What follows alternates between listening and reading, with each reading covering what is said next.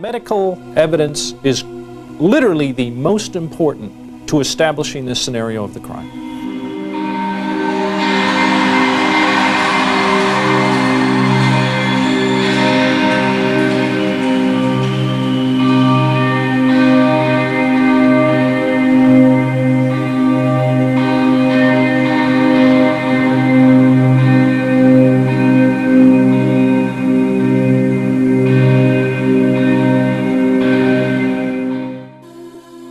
Engineers and forensics experts who were given unprecedented access to the Simpson-Goldman murder scene have assembled this scenario. You're seeing an overhead aerial shot of the Bundy Drive geometry of this section of town where you can see there's a number of condos side by side. This area is where the murder occurs. In reality, it's covered up with trees. There are steps and a gate and a dirt area beside the front entryway and a patio. But we took the tree out so you could see that. Now we're going to put the tree in because the night of the murder,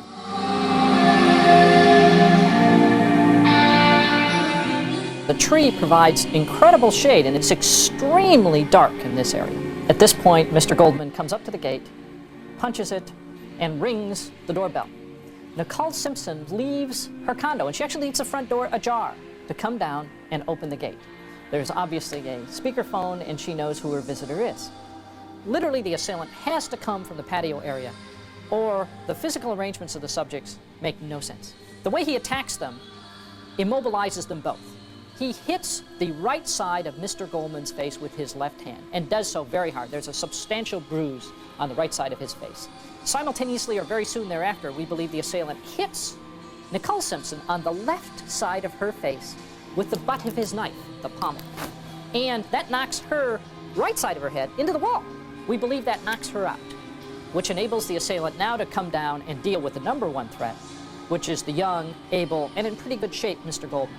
We postulate that he puts the point of the knife behind Mr. Goldman's head and actually uses the knife like a fork with his hand over the mouth to raise Mr. Goldman to his feet. The medical examiner has testified that that wound alone would have been kill Mr. Goldman if nothing else had been done to him.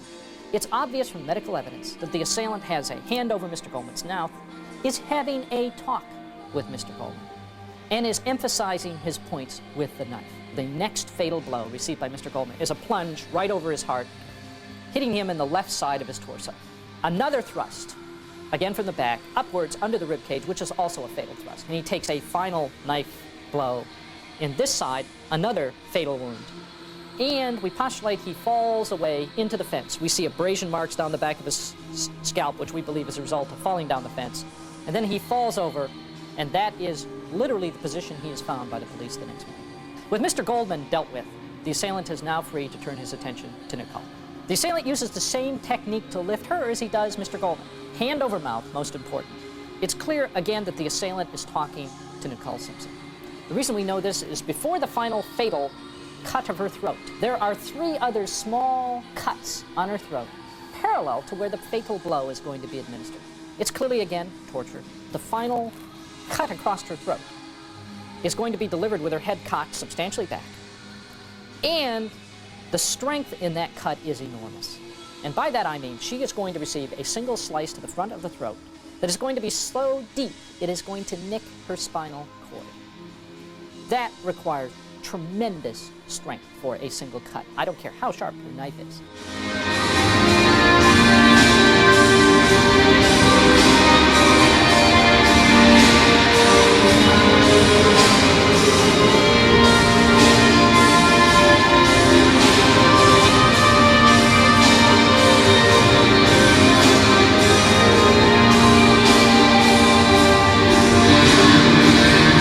Medical evidence is literally the most important to establishing this scenario of the crime.